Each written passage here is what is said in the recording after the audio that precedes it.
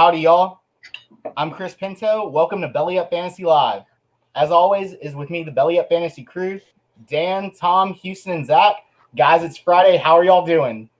Going good. I got my Beer Me shirt on. I'm doing great. Long weekend. Amen. That's true. That'd be nice. It's my wife's birthday tomorrow, so we're going to enjoy the weekend pretty much in front of a pool. Oh, that's good. Must be nice. Well, we got a lot to talk about tonight, guys. We're going to go through the AFC South, all the fantasy relevant players. We've broken that down for everyone at home.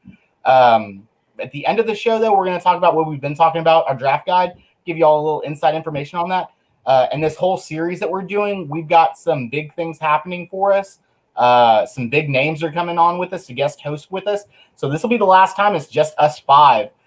We should have a guest with us every week with us until August. And I'll let y'all know who's coming on board, but some pretty big names. Hope y'all are excited because I'm really excited. But first, before we get into our stream, if y'all like us, go check out the rest of the Belly Up Fantasy Talk lineup. I mean, we've got some good stuff going on there. We've got Last Minute to Play, the Corner Booth Podcast, Hard Court Honeys, Around for the Weekend, A World Without Sports, and then our own Zach Mack with Puck Puck Pass. Y'all got to check that out. It is super fun and awesome. Use the hashtag BUST and see what you're missing. Before we get into the AFC South, though, I just want to let everyone know that Texas is the best. Governor Greg Abbott let everybody know that at the end of the month, we're going to have professional sports back just without attendance. It should be pretty good. What do y'all think about that? I'm pretty excited about it. Well, so you're saying that you'll have professional sports back, but that does rely on any leagues restarting. That's true. That's a big hurdle to get past. That's true. The key component. And maybe Tom can touch on this, but I've kind of heard a little bit of rumblings about the LA teams trying to find places to play in season if California doesn't allow professional sports to come back. They're trying to find places for teams to possibly play their seasons this year. Yeah, I've heard a lot about the Rams and Chargers who share a new stadium going into this year, still isn't done, possibly sharing a stadium with another team getting a new stadium in Las Vegas. So you'd have the Raiders, the Chargers, and the Rams all in Las Vegas this year. Yeah, so it sounds like between them and Arizona. That's what it sounds like. It's either going to be Vegas or Arizona from what it sounds like. I mean, it'll be interesting as long as they can do it smartly. That's all I really ask for. I don't want to see this whole thing get opened up and then we all have to shut back down again. That's the biggest, because if we shut back down again, it's going to be longer than it was the first time around, and that's more what I'm fearful of than anything else. So as long as you can do it smart, I'm all about it because we need it. I mean, I actually did not watch The Last Dance along with everybody else. I finally binged watched it last night. And that was the best TV I've seen in 2 months. And I can't tell because it was actually good or if it was because there's nothing on TV. So I'm still not sure. A little bit of both. We need something, yeah. Korean baseball isn't doing well for you? You don't like it? Not doing it for me. I'm just joking. I'm not even going to lie. I was on Twitter the other day. It was yesterday. And I was scrolling through and I saw a poker hand from Michael Mizrachi about how he just sucked out on someone, and I was so into it because there's nothing else going on, and I was just latched onto it. It was crazy, absolutely crazy. Tom, Zach, y'all brought up a good point the other day in our chat. Why don't y'all enlighten everybody and let everyone know what's going on with Dak if they haven't heard? Zach, you want to kick it off? Sure. So the report came from Chris Sims about he turned down 175 over 5. Yeah. Okay. 35 a year. And then the report came out today that wasn't true. So I don't really know if that did happen, if that interchange happened between the Cowboys and Dak. But I was more looking at it on the side of because I think, and Tom will probably agree with me, Dak's not worth $45 million, which is what the report said, is that he wanted 45 over 5, which I don't think is the case. But and I would agree with Tom. I don't think he's worth it. But I think from Dak's point of view, it's all about what he can sell himself for. And I think the quarterback position in Dallas is, if you have a potential franchise quarterback at Dallas, it's always going to demand more money. I mean, they're quote unquote America's team. They got fans littered all across the nation. And Dak, he is that talent that could be a franchise quarterback, and he's more along the lines of betting on himself. I think he thinks within the next 2-3 years, he will be a quarterback for a Super Bowl contending team. And if we remember, Joe Flacco was never worth what he was paid, but he was a Super Bowl MVP, gets paid the money. I think that's what Dak's looking for in a shorter contract. And it might have been misconstrued, the report, and saying like, well, maybe Dak will compromise and go for a longer contract if it's backloaded and has $45 million in the last year.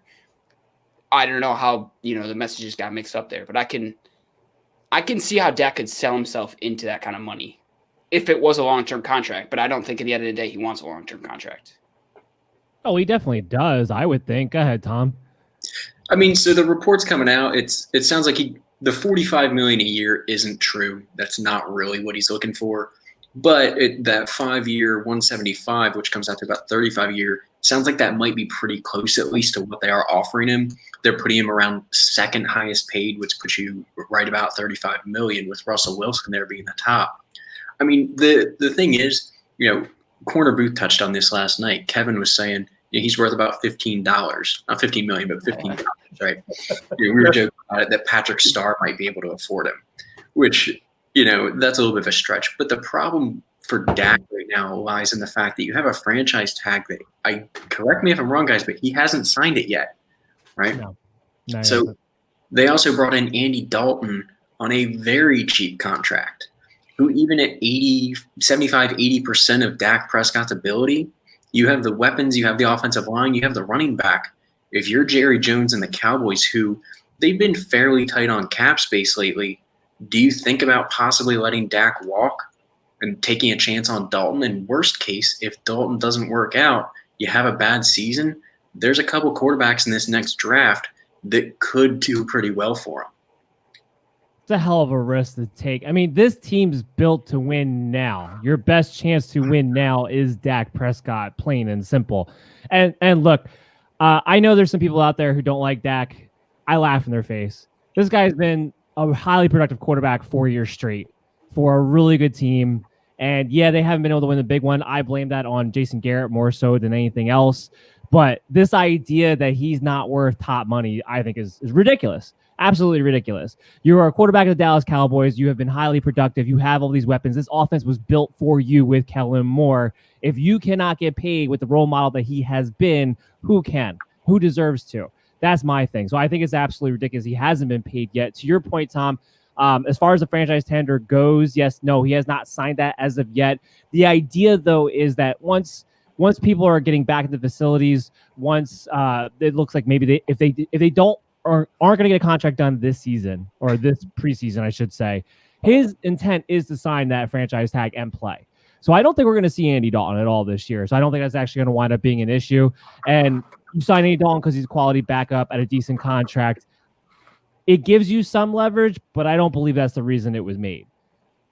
I don't necessarily think that it was the reason it was made, but if you get to that point where Dak does try and play hardball, and if he really does come out asking for $45 million, you have to think that the conversation is at least had around, I'm sure it's already been had.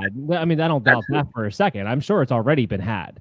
And he's not going to get $45 million. You start at $45 million, you wind up somewhere around 38. And I think that's what the ultimate goal is, because Patrick Mahomes is probably going to wind up with 50. And that's the reality of the situation, especially with the TV contracts kicking in. So I think that's what he's looking at. He wants to try to get as close to 40 as he possibly can, because he knows what Mahomes is going to get is 50, and then he's not going to get much more after that, because he is going to sign a 5-year deal. It's going to be at least 5 years once he's done signing his contract. So I think that's definitely within the bounds of it. It's not going to be 175, but I think that's kind of what you're looking at here with the Dak Prescott situation. And I think it would be a big mistake for them to try to roll the dice and maybe go Andy Dalton and try to wind up with a quarterback at worst case. I think it'd be a big mistake to do that in long term of things. So we'll see what winds up happening, but I do think more likely Dak will wind up being a Dallas Cowboy. I totally agree with you. Jerry Jones, first of all, he's a Kappa Sig. He's my brother. Love him. I met him one time. He's also a football player from the Southwestern Conference, the predecessor of the SEC, where Dak Prescott played. The SEC, the greatest league, the greatest division in college football, producing the most NFL players year in and year out. Plug SEC. Also, for that, it's just a big chess match right now between Jerry Jones and Dak Prescott's camp. Dak wanted more money. Jerry Jones brought in Aaron Dalton. It's back and forth. Dak will be a Cowboy for the future. He's going to be the future of that team. He's going to be the face of that team with Zeke, CeeDee Lamb, Amari Cooper, Blake Jarwin. They're in contention. Kellen Moore, like Dan touched on, is a great offensive coordinator. I don't think Jason Garrett did a good job last season. I mean, we saw multiple times where the camera would cut to Jason Garrett trying to give one of the players, Zeke or Dak, a high five as they're coming off the field. Amari Cooper, no one cared. Walk right past them. So it's, the fish stinks from the head down. Jason Garrett's gone right now. I believe in Dak. I think he's going to be a great player. I have to add one more thing before we get off of Dak. As an Eagles fan, I hope he's a Cowboy. I love having Dak Prescott be a Cowboy. I know that we can beat him. We have the advantage at quarterback if healthy. I'll admit that. But Dak's not a bad quarterback, but he's not a great. He's not elite, but he's top 10. I have 15 guys I'd put over him. Oh, I challenge that. Well, speaking of that, a little smack between the five of us that I sent out today that no one knew about. They're calling it clickbait. We just finished our consensus top 10s across the board: quarterback, running back, wide receiver, tight end, and we did a consensus ranking on them and did a show for every one of them. Also, this week that's come out has been Mike Clay, Clay's projections that everyone looks at. I don't care who you are, you look at Clay's projections. The fantasy footballers, Andy Holloway, Jason Moore, Mike Wright, and Jay Grizz. I follow them. I think they're pretty cool. I really like their story. I like how they come up in the business. And then also fantasy pros that kind of like Mike Clay. You look at fantasy pros all the time. We had our consensus top 10. And I put ours versus theirs, did a little spreadsheet with my wife. She's a math person, helped me out with all that. Oh, so that's your private agent. We finally figured out who it was, guys. She works for A&M. I mean, she does the math. She does it all. So she's good. Sent out some numbers, everybody. And for everyone who's watching, your boy Chris Pinto, the host right here, is the top guy right now in March or in May. Preseason rankings, most consistent with those three groups. Dan Mater was a close second, and Houston beat all of us pretty badly at wide receiver, so he knows those pass catchers pretty well. Houston, you want to talk about that for a second? Yeah, I mean, pass wide receiver is such a deep position, but at the top end, it's pretty easy. Michael Thomas, Devontae Adams, Julio Jones, Tyreek Hill, Hopkins. Those five are always interchangeable. Besides Michael Thomas, he's the clear-cut number one in my eyes. But, yeah, wide receiver is going to be a pretty deep position. I've been running some best ball drafts, mock drafts here, going to running backs early because wide receiver is a deep position. I mean, there's guys 10 through 20 and even 10 through 25 that have a great possibility of finishing top 10. Wide receivers, it's going to be a lot different than the initial rankings we have right now in May. It's going to be a fun season. I think all of us here would be welcome to have a top 25, 30 at each position preseason and see how we do at the end of the season and have this competition again here. Yeah, sounds good to me. Yeah, that sounds real We'll see how Chris does. Preseason rankings means so much. Yeah, but yeah, we'll see. I don't know. We'll get something for you. The quarterback, running back position, and not too far behind. I'm actually upset that I was second overall. I'd rather be last because I'd rather be different than everybody else. I don't buy into the mainstream everything. So I'm a little upset that I was even second. I'm a little upset I was that high. To be honest. Well, I gotta say, Tom did think that he had the hotter takes, and the data supports it. It does. That's 100% sure. That's 100% true. I took some gut shots, and I think, like Houston was saying, wide receiver is a deep position. I think tight end could be pretty deep this year as well. Some of those ones that really could stand out there. And you never know with injuries and things like that. Somebody could come out of absolutely nowhere. We'll see what happens. the cool thing was our consensus rankings weren't too off. I mean, they were pretty good with everybody else's, so our collective brains together were pretty good. You know, a little bit smacks, a little bit banter's never bad for anybody. But speaking of smack, guys, Trophy Smack. Commemorate your league winner in the best possible way. There is no other company in the business that does it better than Trophy Smack. They create trophies of all sizes, belts, and rings with a variety of colors along with free engraving and free shipping. And now you can get a free ring with your purchase of a trophy or belt if you use the promo code BELLYUP.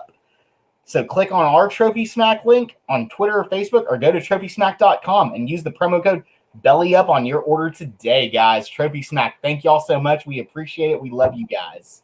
Yeah, those trophies are nice. I ordered one for our home league last year, and I think they had like a little Black Friday special that you got the free ring. The rings are nice big rings, look pretty fancy. Unfortunately, I wasn't able to win it. I mean, when I'm sitting there with Ryan Fitzpatrick and Mitch Trubisky going into the Week 16, didn't have the best quarterbacks. My whole team is pretty good besides quarterback. I couldn't bring in the championship, had to give the trophy to my friend. But, yeah, they're nice trophies. Use code BELLYUP. Well, just listen to me this year, Houston, about quarterbacks, and apparently I kill it at quarterback. So just listen to my advice and you should be okay. Give me any of the guys between 20 and 30. That's all I care about. I'm not spending up at quarterback. That's fair. Well, let's go on into the main part of our show, the meat of the show, guys. Let's talk about the first place ranked in the AFC South, my Houston Texans, guys. I mean, the Houston Texans they've been the talk of the town this offseason. Everyone's saying fire Bill O'Brien. He's crazy, you know, this and that. He's got too much power. You know, he may, but if you put it on paper, what he gave away for what he got back wasn't that bad from a business standpoint or from what he's getting. I'll dive into that after we talk about what they added into the draft from the draft. It wasn't very good. That's why I'm just going to touch on it real quick. PFF gave him a C+ grade average. What I can say is they did add to their cornerback position from Penn State, John Reed. He's a smart guy. I really like him. And then offensive tackle Charlie Heck. He's going to learn from Laramie Tunsil at least his good stuff, I hope. But Deshaun Watson, you know, people are high on him. People are low on him. He's my hometown quarterback. I love him. Watch him at Clemson. I love the guy. I don't think he's going to regress too terribly. I don't think he's a top 3 guy, but I definitely think he's a top 10 guy. Fun fact about him and letting go of DeAndre Hopkins. Hopkins had 415 targets from Watson with 283 receptions for 3,581 yards and 25 touchdowns. That's a huge amount when considering the other receivers had 421 targets, 288 receptions, 3,863 yards, and 27 touchdowns. So it's pretty much a 50-50 split between DeAndre Hopkins and the 13 other guys on the Houston Texans. Who's going to be the guy? We really don't know. If Will Fuller can be healthy, he's been phenomenal in the past, going almost, 3 or 4 for, 4 catches, 4 touchdowns, 200 yards, almost Randy Moss style. But he's got to stay healthy. He hasn't stayed healthy yet. I love the guy. I think he's another great pickup in, mid rounds. But then you also have Kenny Stills, Kenny Bills. Everyone likes him. He's registered as one of the starters right now. He really, learned a little bit last season. Hopefully he has a breakout season this year. We saw Kiki Cutie. We know we just got Randall Cobb as well.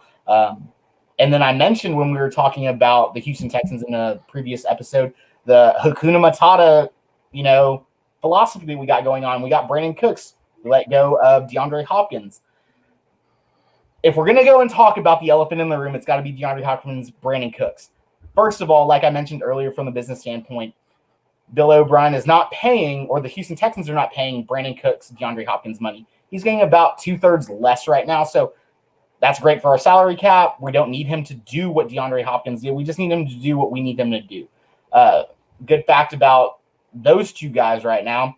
Hopkins had 1,011 deep reception yards, catching the ball over 30 yards down the field. Cooks has 1,089, a little bit better.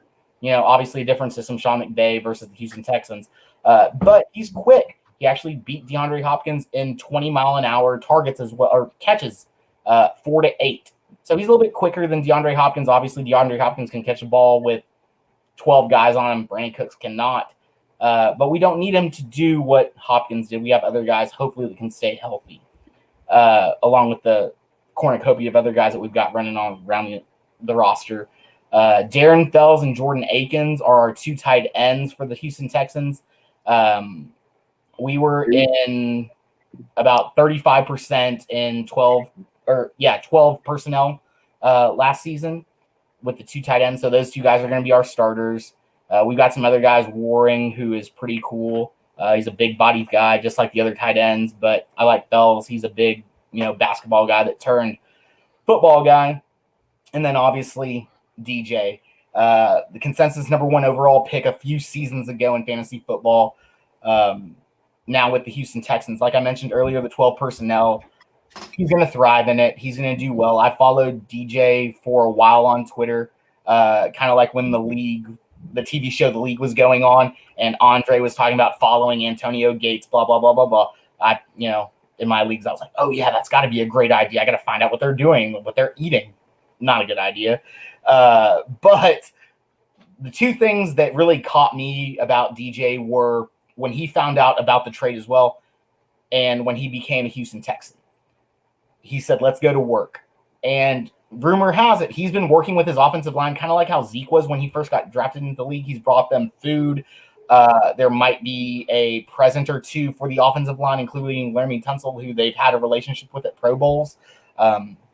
So I think DJ is going to do great. And one of my hot takes is DJ is going to be a top 10 running back this year. I'll defend that all day because no one's going to tell me otherwise. I'm a Texan from Texas, born, bred, and we're the best. So your analysis is not objective. Is that what you're saying? It's not objective at all, but I still, with empirical data and enough data that we've done today, that I've done today, it's okay because DJ was my number 10 guy and I still beat everyone at running backs just from that. So I'll defend anything. What do y'all guys say about my Houston Texans? Because I know y'all are just waiting to say something. I got one quick point just on that ending there with DJ, right? You're saying he's possibly top 10, which I think you have a possibility there. I'm not going to say it's out of the realm of possibility, but number 1, he needs to stay healthy, right? Number 2, the main reason he would be top 10 is because none of their receivers can stay healthy, so you have to just pound the ball with him, and he's just going to get touch after touch after touch. So recently signed by the Seattle Seahawks, Carlos Hyde, who I would say is not as good as DJ, had a 1,000-yard year last year with the Houston Texans. I would say he's more dependable right now, though, and that's kind of the issue right now with DJ. Look, I don't know if it's even a matter of him staying healthy. I mean, maybe he was more banged up than we knew last season. That could be a possibility, but for me, according to all reports, he was at practices. He was showing up to those games. He got flat out replaced because he simply lost not just 1 step, but a couple of steps. And I talked about this before. Oh, I got to see him be able to get his spring back. If he does not have his jump cut back, he's not going to get through the line of scrimmage. Plain and simple. He can catch the ball. He's going to be fine there. He'll have enough volume, to your point, because I do think Will Fuller can't stay healthy for more than 8 games in a football season. Brandon Cooks, I'm actually not as worried about. Brandon Cooks, I do believe, is going to get 1,000 yards this season. I'm not as worried about his concussions as a lot of other people are. It cropped up last year, but I'm just not as concerned about it. But him getting 1,000 yards and 4 to 6 touchdowns was his norm to begin with, and I don't think that's going to be any more this year with Deshaun Watson and those guys. And as far as Randall Cobb and Keke Coutee go, who cares? I mean, they're wide receiver 5s at best anyway. I think what you're going to see, to your point, there will be a lot of 12 personnel. And guys like Thomas and Atkins, I think, are going to be utilized in the red zone like they were a season ago. But when this all boils down to is that I'll trust Brandon Cooks as a top-end wide receiver 3, low-end wide receiver 2. I'll trust Deshaun Watson to come in the top 7 at quarterback. And that's about it. I don't trust anything else. And I'm taking Duke Johnson as a flyer because I can almost guarantee you that David Johnson's going to miss at least 4, if not more games this season. And to me, he's somebody who has continually not gotten enough has not got enough run and not got enough of an opportunity to show what he can do. And I think at this point in his career, he's much more explosive than David Johnson is. So that's going to be my sleeper guy. But outside of that, I don't know how much I want to touch anybody on the Houston Texans unless you're going to give me Will Fuller at the 12th round. Yeah, that's fair. I'd take Will Fuller in the 12th round all day. The one thing I can say about David Johnson, though, at Arizona was, I watched a lot of Arizona, obviously, because Kyler Murray is my number 3 quarterback. I love Kyler Murray. Go Aggies. Go OU. Go Heisman. Go SEC. Yeah. But when you got one foot out the door, you're not going to play your hardest. Melvin Gordon held out. Le'Veon Bell held out because they knew they had one foot out the door. David Johnson, like Marshawn Lynch, I'm here because I don't want to get fined type thing. That's what I believe. Now, if you don't, you don't. If you do, you do. Great. But that's what I believe, and I think that's why he had that lost step. I don't think it's because he's getting older, getting banged up. I just think he didn't care. I think with Deshaun Watson now at Houston Texans, he is the focal point. There's not a star out there besides Deshaun. I think he's going to rise to the occasion. He was the focal point before they had to trade for Kenny Drake. So I don't buy that whole he doesn't care. Well, he wasn't signed. He only had the 1 year left. They weren't giving him the money. They didn't add anyone to that offensive line. They were adding wide receivers. They added the contract he's on with Houston right now is the same contract he had with Arizona. He had 3 years left on that deal. This was not a guy that they were planning on moving on from. They traded him away. They actually got hurt worse in cap penalty trading him away than they would have if they just kept him. And they still traded him away to keep Kenyon Drake to sign him to $10 million. So that's not true at all. So if you do the numbers like that, yes, because Kenyon Drake came on at a smaller contract overall. It's a business standpoint. That's all it is. That's all it is. Okay. I'm just letting you know that he had the opportunity in an offense that does suit his skill set theoretically to be the guy. And they still want to move on from him. Everything about that offense to go away from DJ. Did they not? What are you talking about? Cliff Kingsbury is a air raid offense. That's totally different than what DJ is accustomed to. Is he not a guy who can line up in shotgun and catch the ball and do everything? Is that not his skill set? He runs between the tackles. He catches the ball. Yes, but out of shotgun. There's still tackles in shotgun. There's still tackles with 4 wide receivers on the field. No, did I miss something? Can you replace offensive linemen and wide receivers now? Technically, what I was getting at was Houston is a better fit for him because the offensive line is better than what DJ had at the time. By bringing in Kenyon Drake, just like how Jerry Jones brought in Andy Dalton, it's a chess piece match. Behind the scenes, DJ, obviously, he was the number 1 consensus guy in 2016, 2017, and then he goes to the 30th guy, 40th guy. Why? There's chemistry. There's a locker room aspect. There's business behind everything. You're telling me that DJ going from a number 1 consensus guy to a top 50 guy just because he got hit a couple times? Just because he got hit a couple times. This is a guy who missed an entire year because of a wrist injury, came back and had a bad back. You're a running back with a bad back. I don't know what part of that you're not Gordon, computing. Le'Veon Bell. When do they have back injuries? Melvin Gordon has a back injury. Is this news to me? Is this secretive? When did this happen? Double check it. Hang on. We got this. Check it. He missed games because he held out last season. Scrabble check. He's had soft tissue injuries in the past. Well, while he's checking it, check where it is on the vertebrae. Nothing. Yeah, thank you. 16. What was it? 2017 week 16? No, the vertebrae D17, C16. Oh, what? Who's got the next team? Injuries. Nothing. Yeah, there's no back issue. I don't for them or Le'Veon. If you're talking about back injuries, look at a guy like Jay Ajayi. Right, thank you. Right. Who's gone? He was pretty successful with the Eagles, had a back injury, got cut, just became nothing when he got back eventually, and just he hasn't attributed anything to any team since then. We've spent too much time on the Houston Texans. We got to move on. We're already at like a half hour right now. Who's got the next team? That would be the Colts with Houston. Yeah, so Chris decided to hand me the Indianapolis Colts here.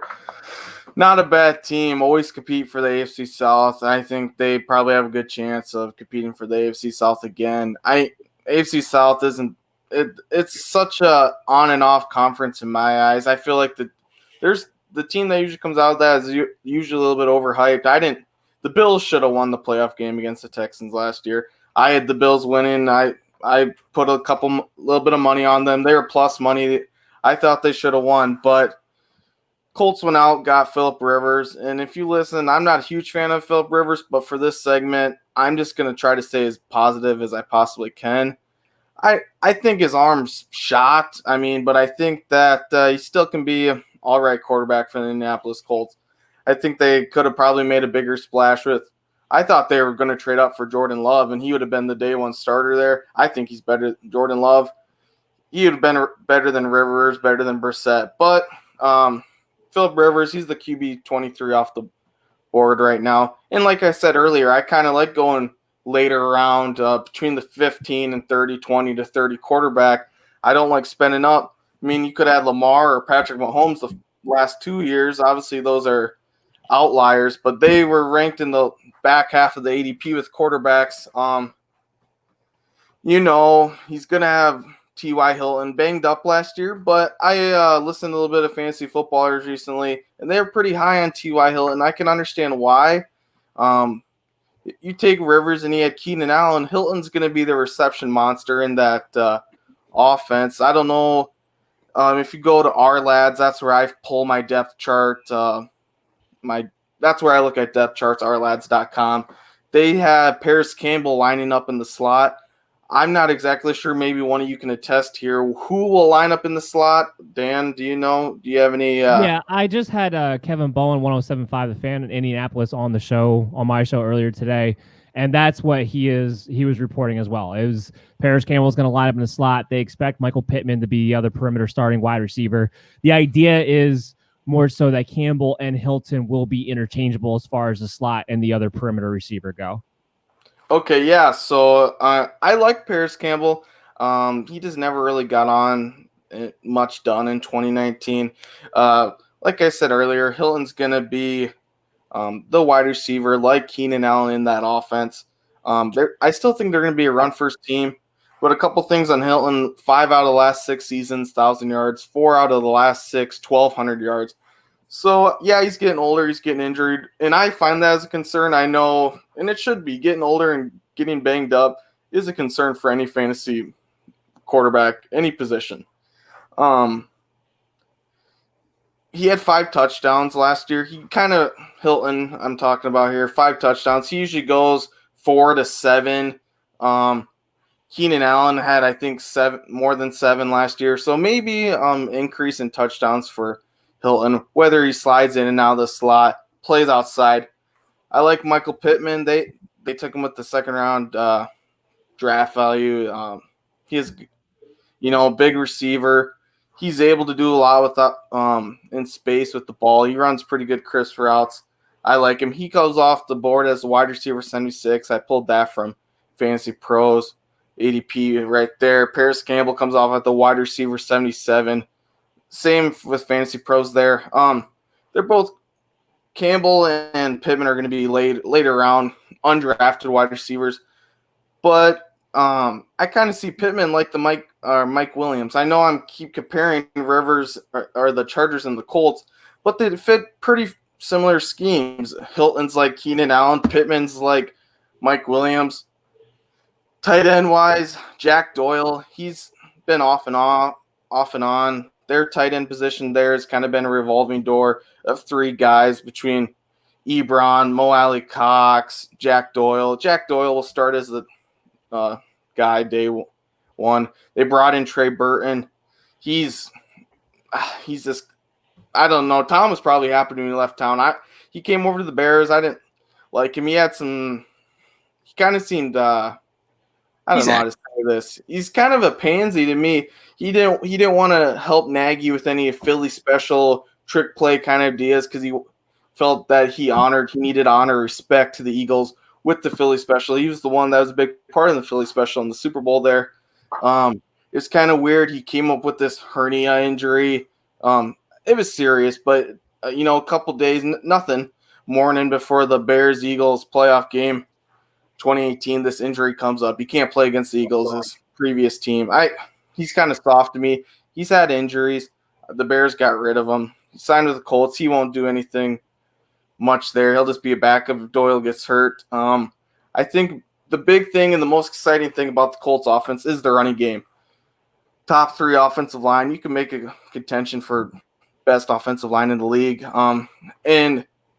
As you see, we partnered with Prop Me. We did a little Prop Me special for the NFL draft. We got asked, throwing a couple props, and my prop that I put in was, will Jonathan Taylor be drafted by the Indianapolis Colts? I had a good feeling about this. I had a couple good feelings about running back on their NFL teams. And Jonathan Taylor with the Colts, I really like. He's going off as the RB17 right now, the 4th round in 10-man leagues, 3rd round in 12-man leagues. It's hard because he's a rookie, and he does have Marlon Mack. Marlon Mack didn't go anywhere, had 1,000 yards last year, 8 touchdowns. They say this is going to be a 1-2 punch, 1A, 1B, where then Wright came out and said, 1A, 1A. It's going to be, it's not A and B, it's just A and A. It's going to be a 50-50 split. I think Jonathan Taylor will take over the full work, or not the majority of the workload, I should say, not the full workload. But I think Mack will be the day 1 starter just because team chemistry, and with the COVID thing, who knows when they'll get back to practicing and building that chemistry. But Jonathan Taylor, for week 4, 5, 6, he's going to start cutting into that role even more. And by the time fantasy playoffs come around, he's going to be the lead guy there. Nehemiah Hines, he'll take a lot of the passing work out of the backfield. I think Mack will have an extended passing work role out of the backfield as being the number 2 guy. Jonathan Taylor, there's questions if he could catch the ball. He had last year at Wisconsin, he proved just enough that he could be a pass-catching back, but he's not Austin Eckler. He's not any of those guys that are it's going to garner 100-plus targets, 65-plus catches. Jonathan Taylor isn't that. He's a guy that can run between the tackles hard, and he's going to do exactly what Frank Reich wants to do, run first offense. And as far as I'm concerned, get the ball out of Rivers' hands as much as possible. He had 20 interceptions last year, and that scares the shit out of me. He just likes to throw it up, and I don't like that approach out of him. So if they can continue running the ball, I'm going to be very happy. Yeah, I mean, you're pretty much spot on as far as the running back rotation goes. What that tells me is that it's going to be a series basis. You're going to have Marlon Mack first series, Jonathan Taylor second series, and then you have to throw Nehemiah Hines in there on 3rd downs. If it's 3rd and 5 or longer, if it's 2-minute drill, Hines is probably going to be in there. I mean, that seems to be the way Frank Reich really wants to be able to go. Yeah, so I pretty much agree with everything you're saying there. Michael Pittman, as far as his rookie fantasy value goes, it's going to be how much he gets in the end zone. We're talking about a guy who's probably not going to get more than 700 to 800 yards tops, most likely. It's going to be, does he get 5 touchdowns or does he get 8 touchdowns? I mean, that's kind of what's going to boil down to. But he's a guy that I think if you're looking at it from a redraft perspective, because dynasty perspective is totally different. You have this guy, he's good for the future. If you're looking at this from a redraft perspective, he's somebody I don't think you need to draft. He's somebody I think you're going to be able to pick up who might be a quality waiver wire pickup at some point during the season. T.Y. Hilton is going to eat. Now, he's been banged up a little bit the past couple of years. We'll see if he's able to stay healthy this season. I like that they're going in with the idea that they're going to let him play the slot a little bit more. Like you said, let him play the Keenan Allen role a little bit more. I think Keenan Allen can take a hit better than T.Y. Hilton can, but I think T.Y. Hilton's a hell of a lot more explosive. So those two things can kind of balance each other out there as well and help getting those bigger plays by being able to hit T.Y. Hilton in stride a little bit more. The only guy I really don't expect much out of is Parris Campbell. And then Jack Doyle, I expect a good amount out of him. I think you're right. Jack Doyle will be the starter. I think Trey Burton's going to be a little bit more involved than you might tend to think, but it's not going to be the extent that we're looking at him from a fantasy football perspective. The biggest thing to me is the running back position, like you said, because Phillip Rivers is maybe quarterback 15, quarterback 16 at best at the end of the day in his own right. Taylor will probably take over by the end of the season, but it's going to take a Marlon Mack injury. Marlon Mack will be getting that first series probably week 1 after that. So I agree with pretty much everything you said, Houston. Dan, real quick, how do you feel about Nehemiah Hines? I'm really high on him. Do you think he takes like an Austin Eckler type role where you could probably pass on Marlon Mack and Jonathan Taylor I don't think it's going to be to that extent, just because he's not going to get enough carries the way Austin Eckler got carries because he only had Melvin Gordon there to contend with. I don't know how many carries it's really going to be in line for him. I have him probably at 10, 15% of the team carries of the running back carries at tops, I should say.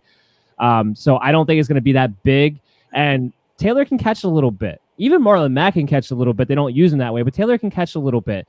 So I don't think he's going to get 100 targets either. Like Houston was saying, it's more likely somewhere around 70. I would say if you want to set an over-under on it, it's probably going to be around 70 targets for him. So is he going to have value in PPR leagues as a flex play in some weeks? Yeah, sure. But outside of that, I don't think he's quite on that Austin Eckler level. He had 58 targets, 44 catches last season. Just help you support your case there a little bit. Right. I mean, I do have to add in there with Rivers. We were talking about his value and how it's, maybe the 15, 16 range as far as QBs go. Keep in mind, this is a guy that since 2008 has only missed the 4,000-yard mark once. Right? His arm has dropped. Like his arm strength isn't there. But depending on the type of offense that Frank Reich decides to throw at him, if it's a pretty, West Coast offense, short passes, that arm strength might not be as big of an issue. You're not going to have any of those real deep balls that he's just kind of trying to chuck it up, and he's getting picked off because he's underthrowing guys by 5-10 yards.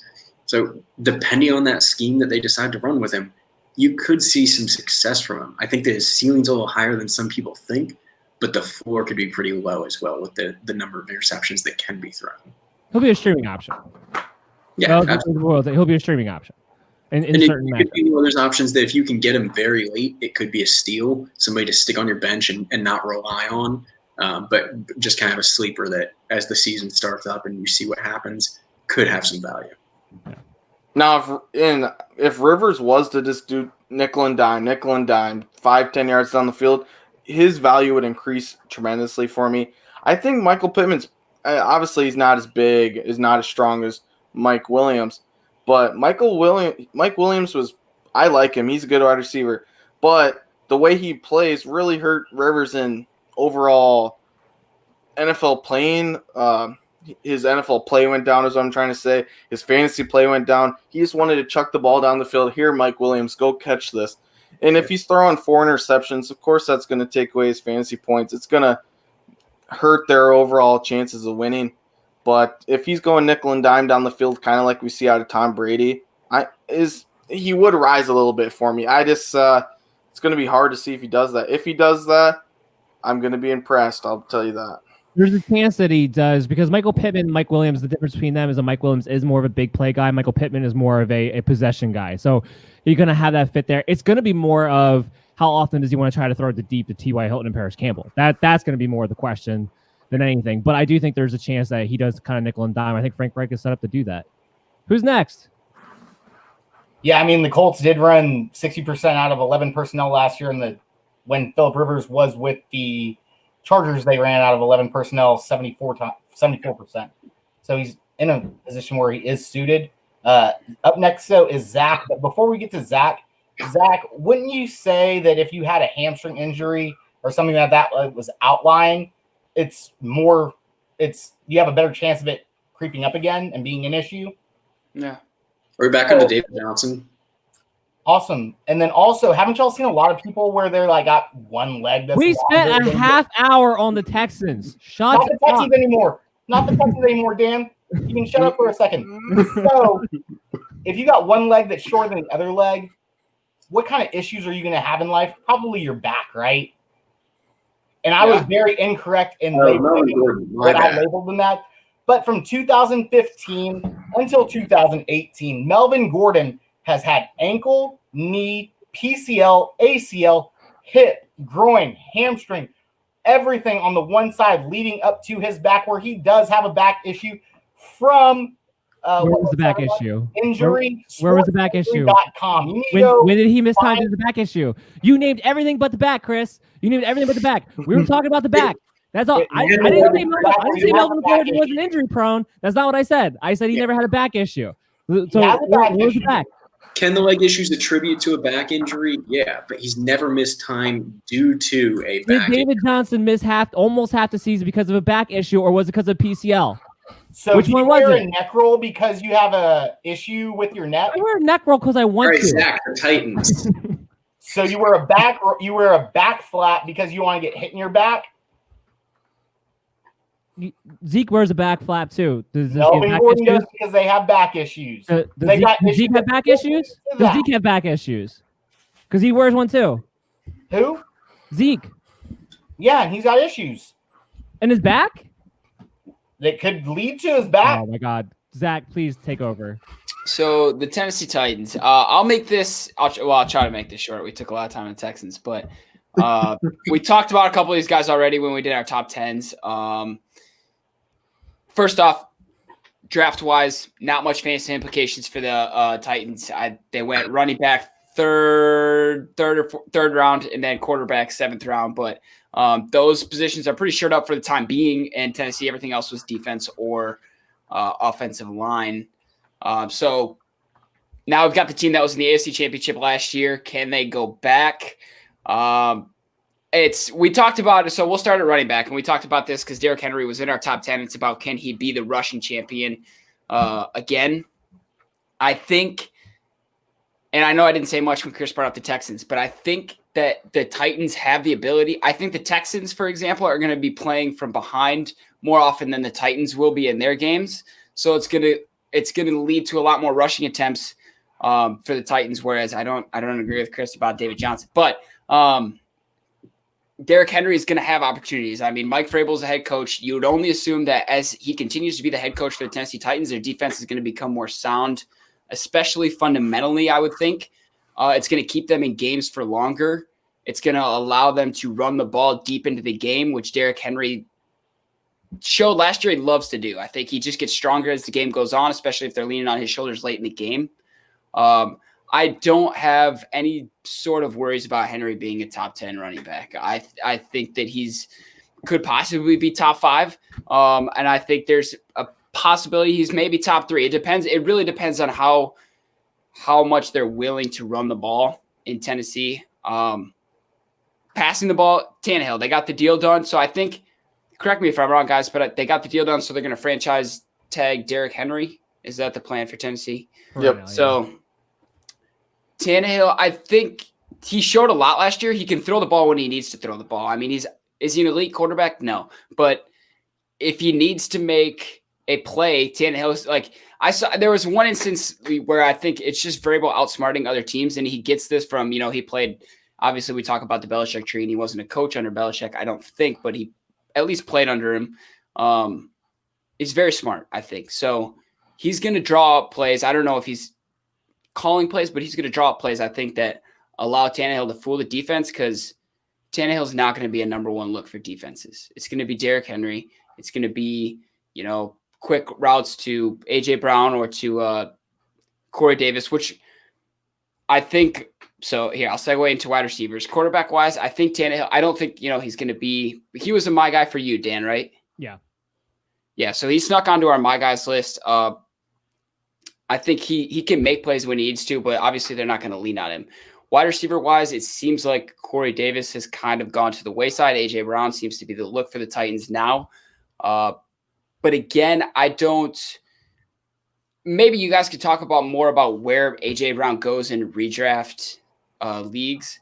I just don't have enough faith in Tennessee passing the ball enough to know where that's going to be. I think they're going to lean more heavily on the run, but I definitely think A.J. Brown's going to be it over Corey Davis.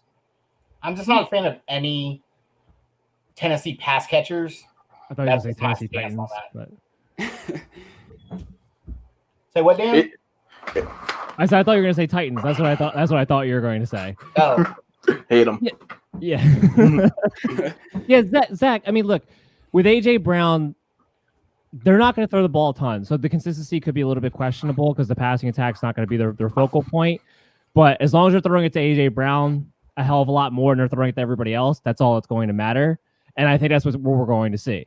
Especially what we saw in the second half last year, especially because he is interchangeable everywhere in the line of scrimmage. So, yeah, A.J. Brown is still going to be a guy that is going to be a high-end wide receiver too this year.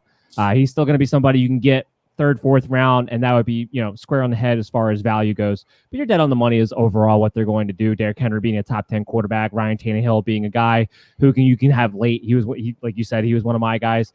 So yeah, I mean, there's questions there as far as consistency goes in the passing game. The one that I stray away from is Jonnu Smith. People want to talk about Jonnu Smith a lot, their tight end position. By default, some targets have to go to him. He is going to be the lead tight end, but is it going to be consistent enough for him to really be in the top 12? I do think that's a big question mark. I mean, let's be honest. Go ahead, Zach. Go ahead, sorry. No, go ahead, sorry. I was just going to say, I think Tannehill's an above-average game manager. And I think that's kind of a bad way to put it. But he's not going to make the mistakes that are going to cost you games. He's not throwing a ton of interceptions. He's not putting the ball in risky situations. But he's not going to have explosive plays either, and that's what's going to limit that passing offense. He's not putting it way downfield. Like, he's not making these Patrick Mahomes types, plays. But he's going to make those 10, 15-yard passes pretty consistently, as well as be able to get outside the pocket, scramble a little bit when needed.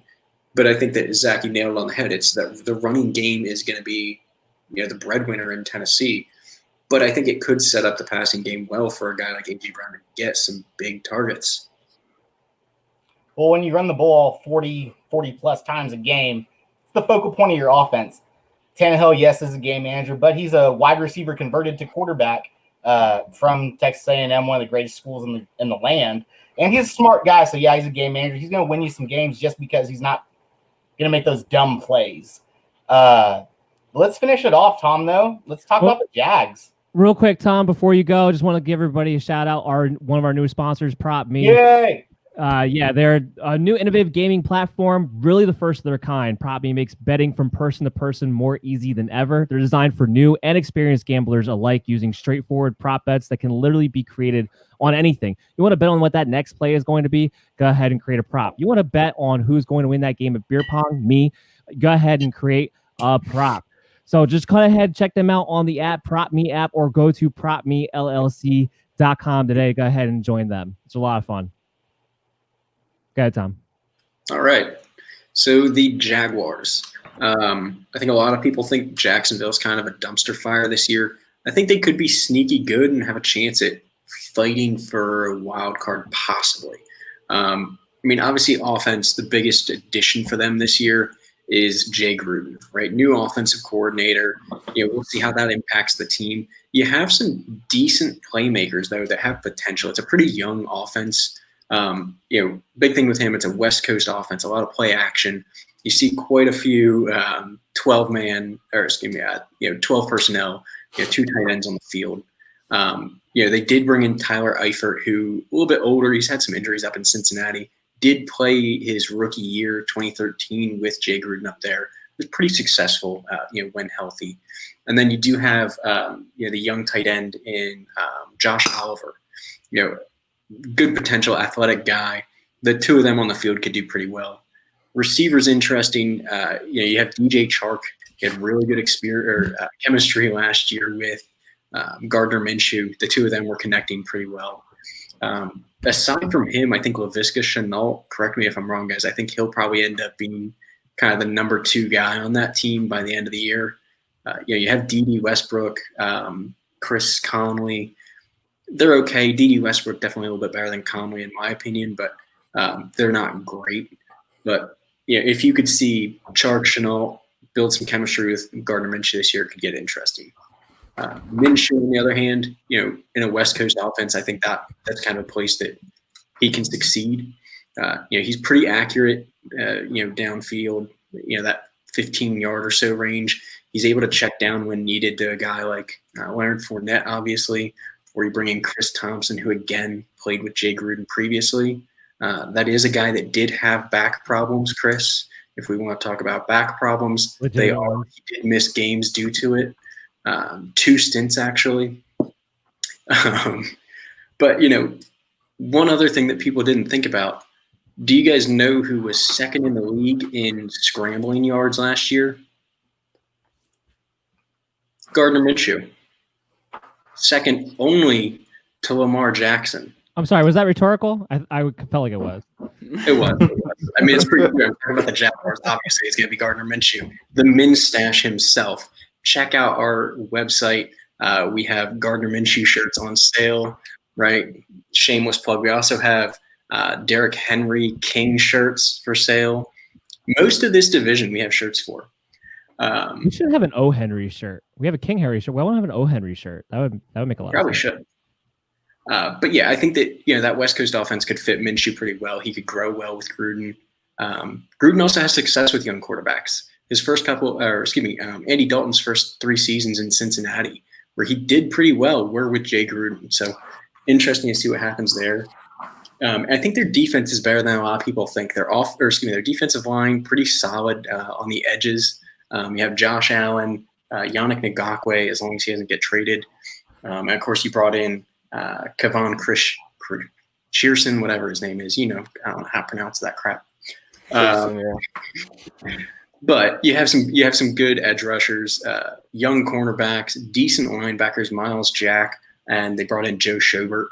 So you might not be playing from behind as often as people think, and it could put them in a really good situation to compete at least. They had Telvin Smith as linebacker, but his life fell off a cliff. Yeah, that guy's pretty messed up. I was trying not to bring that up. Sorry, I had to bring it up. That story really confuses me. Just the NFL, and Tom, you really dive into like the overall NFL landscape of things, but I just don't understand the psychology behind. You're a good NFL linebacker, and that's how you want to spend your life and do that kind of things. Fantasy-wise, though, a couple guys I like. Dede Westbrook, he goes as a wide receiver 70 right now. Last 2 seasons, seen over 100 targets each. Getting a guy that's going as a wide receiver 70 that's seen more than 100 targets, yeah, it really depends on what he's going to do with those 100 targets. But yeah, you don't get guys like that in that late of ADP there that are going to see that type of work. And this might be a long shot here, but I kind of like Chris Thompson as a flyer, has some chemistry with Gruden. Minshew's not scared to chuck it down, dump it down to his running backs.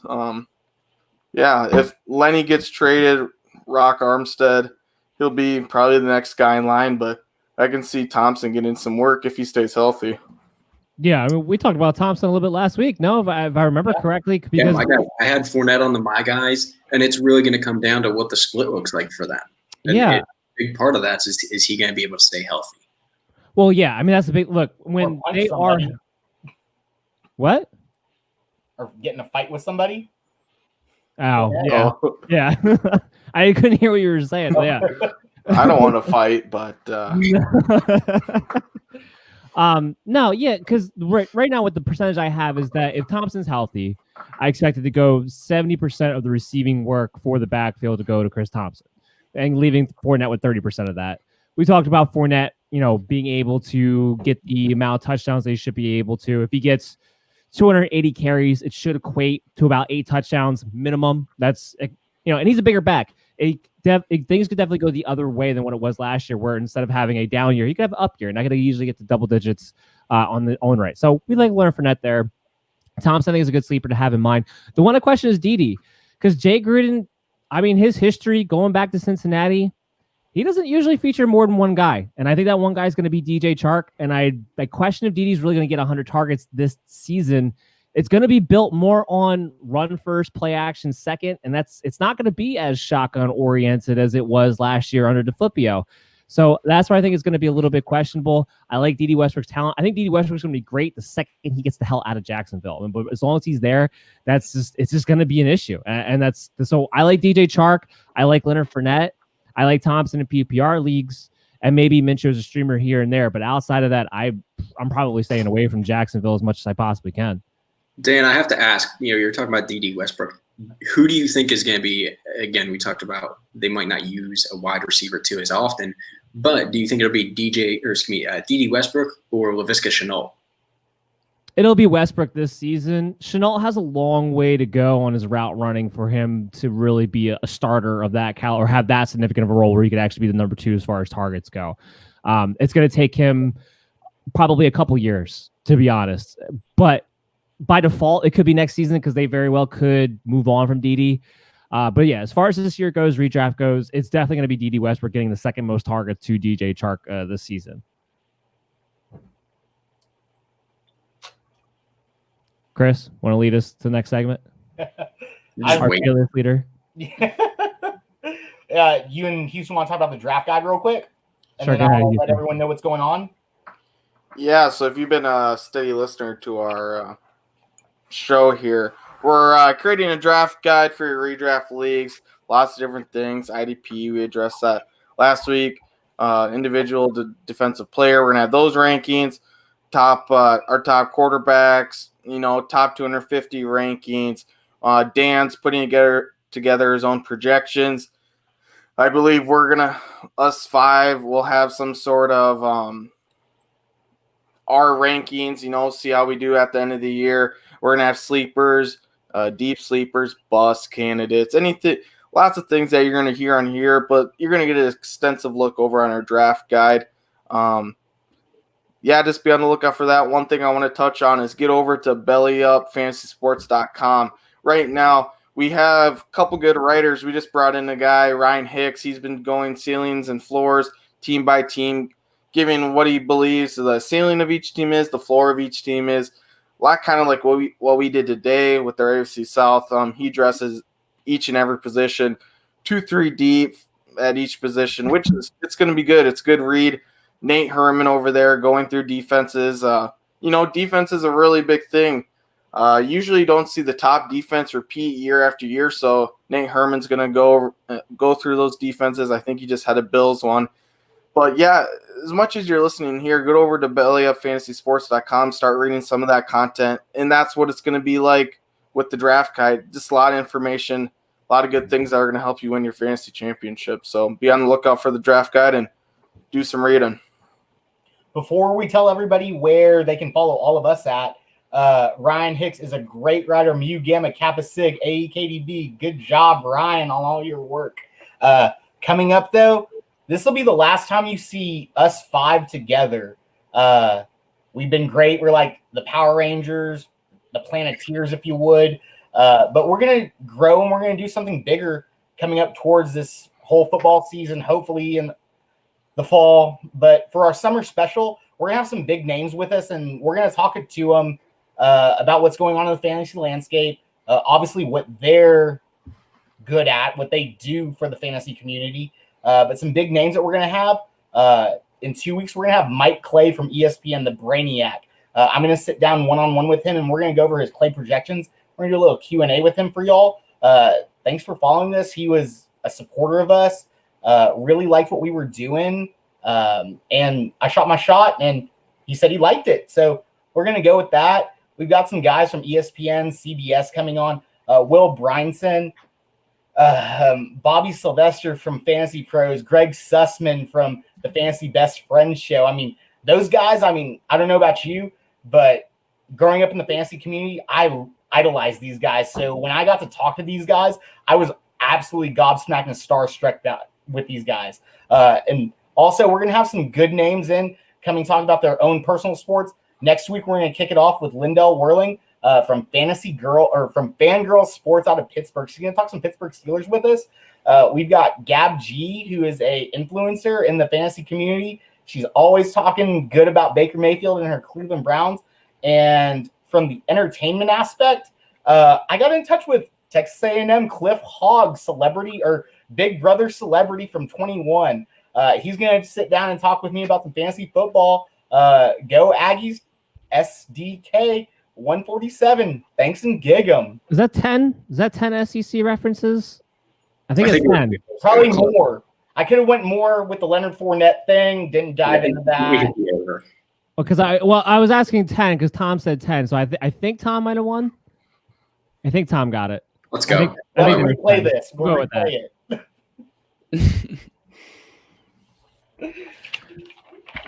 All right, guys. Well, you can find me. I actually just changed. I signed my podcast over to Belly Up. And as a result, I actually have a little bit of a different username now. It's now Belly Up MDFF Show. Nothing really much changed for the listeners, for the viewers. Player update news notifications are all there. We're still available on all your favorite apps. Still streaming on Twitter, Facebook, Sportscaster, and YouTube all at the same time. Just had a great episode came out today with Dave Zangaro and Greg Allman and Kevin Bowen and Andy Vasquez, guys who covered the Eagles, the Jets, the Colts, and the Buccaneers. So that was all great. And so we're happy we're officially under the Belly Up umbrella as one of the original products. So we're really happy about that and what that's going to mean moving forward. So make sure you follow me on Facebook and Twitter at Belly Up MDFF Show. You can follow me, Belly Up Tom, on Twitter. Clearly the data shows I got the hot takes on this show. I got the ones that are a little out there, but, come tell us about it. Let us know what your thoughts are on it. We'll see what we got. Yeah, go over to Twitter. You can find me at Belly Up Houston. I'm going to start a little bit being more interactive over there. Either probably going to aim for Saturdays. I'm going to do a little bit of live stream on the Belly Up Fantasy Sports Twitter. I believe that's Belly Up Fantasy, correct, Dan? Just Belly Up Fantasy? Yeah, so go over to Belly Up Fantasy Twitter. Saturday afternoons, I'm going to run through a couple mock drafts, give you my takes, just one-on-one, answer questions you have, just discuss, have a conversation. It's really fun. Tried it out last week, and I'll be on every Saturday, so just be on the lookout for that. Belly Up Houston, Belly Up Fantasy. And as Chris mentioned at the beginning of the show, you can find me at Puck Pass. We go live on Wednesdays for Belly Up Sports Talk. And really, I'm going to plug hockey here for a second because they are voting. I don't know if you guys saw me checking my phone from time to time during this show, but they are literally voting today, the NHLPA, on whether or not they're going to install the 24-team playoff to finish out this year. So head over to Puck Pass. We'll keep you guys updated on that. The vote should be coming out today or tomorrow. If we can get playoff hockey, if it's the first sport back on TV, it could do huge things for hockey. We're going to cover it all over Puck Pass. My personal is at @ZachMac. Check it out. For everyone who's viewing us, make sure you follow Belly Up Sports for our own take on what's going on in the sports world. Make sure you follow Belly Up Football for what's current with Tom, myself, Dan, Houston, and Zach. And then also Belly Up Fantasy for our own take on what's going on in the fantasy landscape. We've got some great writers. If you think you can write, or if you've got your own input, your own empirical data, please join us at bellyupsports.com and join the crew. We're always looking for new talent. I love hearing new people's takes on things, just because I'm such a homer, as everyone knows. And yes, you are. Everyone can attest to. If it's an SEC guy versus anybody else, if it's an A&M guy versus anybody else, I mean, Chris Godwin wasn't even in my top 10. Mike Evans was number 4 for me. So I'm a homer. I need other guys telling me what's going on. But if you want to get stats and ships, like Greg Sussman says, follow us, because we're going to help y'all with everything else. And then you can always follow me on my personal handle. I haven't crossed over yet to the Belly Up thing, but I will shortly. Right now I'm representing all my fraternity brothers. Keep it square, AEKDB. You can follow me at Aggie Kappa Sig. I'm going to help y'all out. If y'all want to come on board, let me know. And we're going to move forward, and we're going to make this thing happen. Thank you for following us. Thank you for supporting us. Thank you for your comments. We'll have to play some beer pong soon, I'm assuming, because they don't want to see what Pinto can do at the table. I've got some trophies is all I'm saying, along with some empirical data. You know what I'm saying? I've got empirical data. I've got trophies. I don't know if anyone else has trophies, but I've got trophies with my name on it. So we can take it to the table, the black court, whatever you want to do. Participation trophies are great, Chris. Balance it, whatever you want to do. I'm going to handle it, So thank you guys for watching us. AEKDB, keep it square. This was Belly Up Fantasy Live. Thank you.